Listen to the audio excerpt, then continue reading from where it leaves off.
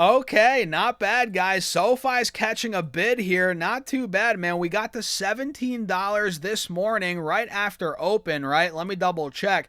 Yeah, we had a nice gap up in the pre-market. It uptrended all pre-market. Then the market opened, and we got to $16.95. And in good old SoFi fashion, guys, we actually gave back a lot of the gains. We dumped a dollar, closed at $15.98, but we still had a 2.5% green day. So we have to break down the charts, what I'm looking to do, whether I'm buying more, selling, holding, and we're going to break down some other stocks if we have time, guys. So hit the like button, make sure to subscribe. I think 50% of you guys watching on YouTube watch the content, which I appreciate, but you're not subscribing, and we're trying to get to 100,000 subs by the end of this year. Can we do it, guys? Can we do it? Make sure to subscribe. And with that being said, cheers. Let's dive into it. So again, we had a nice pop in the morning. Then we gave back a lot of the gains. And I think at one point we were up, I think 5% on SoFi, something like that this morning,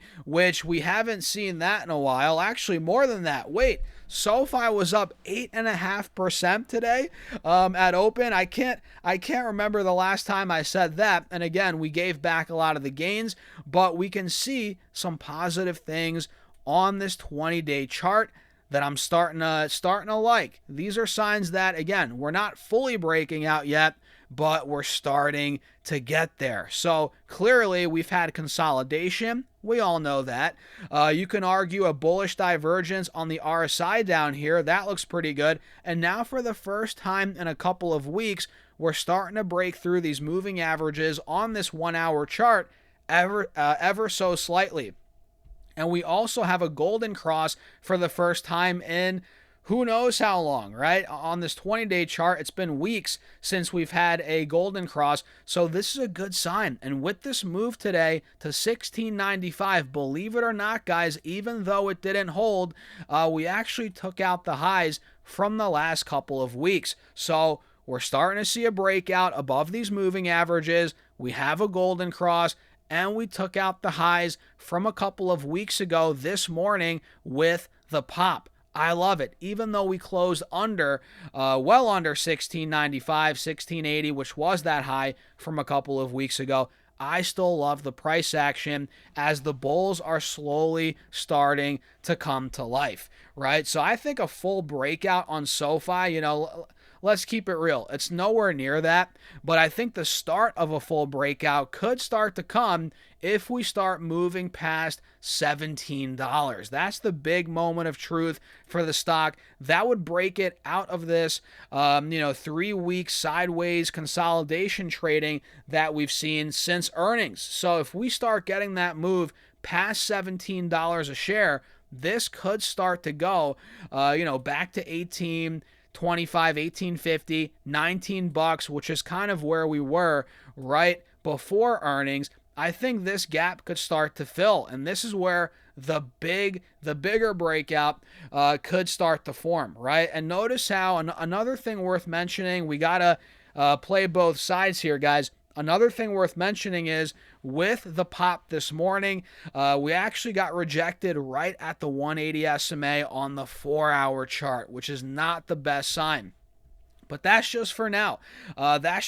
We could easily break back through it, but as of right now, we are seeing a little resistance at $17, which again, that's why it's the moment of truth. That's right by the moment of truth level. It's right by that 180 moving average. It needs to break, guys. And again, at that point, we'd be out of this multi-week consolidation period, and we could then fill the gap to about $18, which is an 8, 9, 10% move that we could see from there to 18, 18.25. And, at that point, if it takes out that, now we're talking it could start to move back towards $20, where SoFi was actually not too long ago, guys. We're talking about a month and a half ago, SoFi was trading near $20 a share. So that could be in the cards. I'm telling you guys, that could be in the cards if we take out, big if we take out $17 a share. So what do you guys think? Let me know in the comments. Let's see any news here on the live news tab regarding SoFi. I'm not seeing anything here. But yeah, I expect management to continue buying, especially on the flip side if it goes lower. If this stock creeps under, to play devil's advocate here, if it does fall through 1480, like we've talked about before, which is still possible. Yeah, I suspect Noto, I expect him actually, not suspect, I expect him to buy more, right? I guess I suspect him as well. But he should be buying more as the stock's down 50% now, pretty much on the dot from all-time highs. Again, let me know what you guys think in the comments. That's a quick breakdown. We're, as long as SoFi is trading sideways like this, it's kind of like watching paint dry. We don't have to do daily updates, so I'm probably not going to do daily updates every freaking day unless we get some substantial price action, in either direction, or we get big news. What's the point of covering it if it's not really moving too much? But today was worth a video in my opinion, as we had that push to multi-week highs. It's starting to push through a little bit here. I like it, but it's not fully there yet. So for me, guys, I'm just holding, which is probably not a surprise to anybody out there watching. And let me know what you guys are doing in the comments down below. And I'm not just holding SoFi here, guys. I'm holding a lot of other stocks, and I'm excited about a few of these names. Tesla in particular, guys. I called out this dip a couple of videos ago when it was at 395, 400, 405.